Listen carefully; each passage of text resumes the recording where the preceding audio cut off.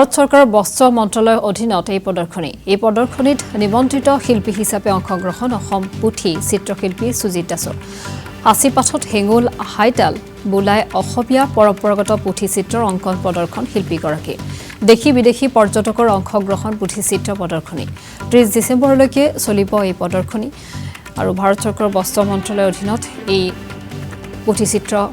আয়োজন কৰা হৈছে দিল্লীত প্ৰদৰ্শন কৰা হৈছে অসমৰ পুথি চিত্ৰ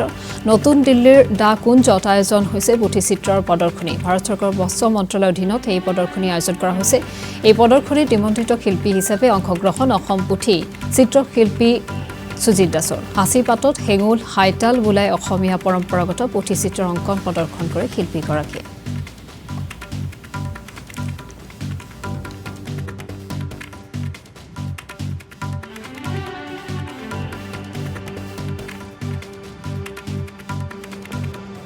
আৰু কৰ্মশালা লগতে প্ৰদৰ্শনী চলি আছে